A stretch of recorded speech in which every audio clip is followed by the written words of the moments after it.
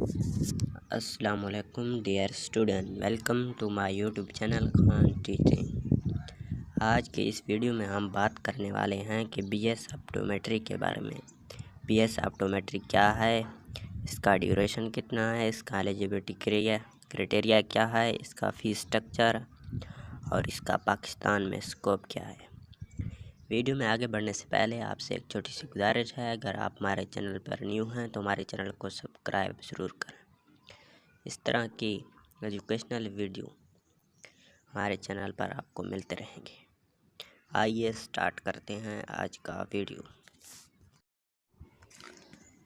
سب سے پہلے ہم بات کرتے ہیں بی ایس آپٹومیٹری کیا ہے۔ بی ایس آپٹومیٹری میں ایک 4 سالہ ڈگری پروگرام ہوتا ہے۔ اس میں آنکھوں کے متعلق اسٹڈی کیا جاتا ہے۔ آپ بی ایس آپٹومیٹری کرنے کے بعد آنکھوں کا علاج کر سکتے ہیں۔ اس طرح آپ کا ڈاکٹر بننے کا خواب پورا ہو جائے گا۔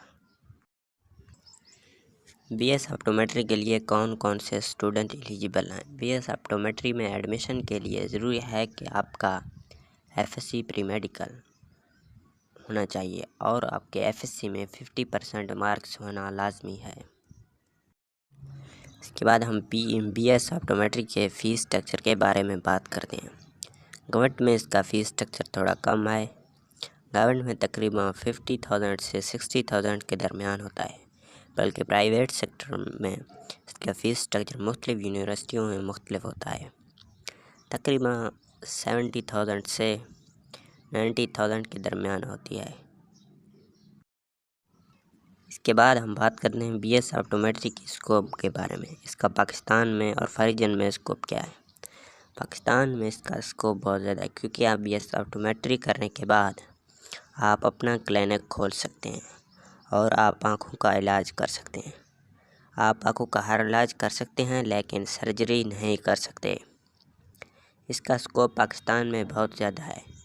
جن اسٹوڈنٹ کا ایم بی بی ایس میں ایڈمیشن نہیں ہوا وہ اس میں ایڈمیشن لیں اور اپنا ڈاکٹر بننے کا خواب پورا کر سکتے ہیں۔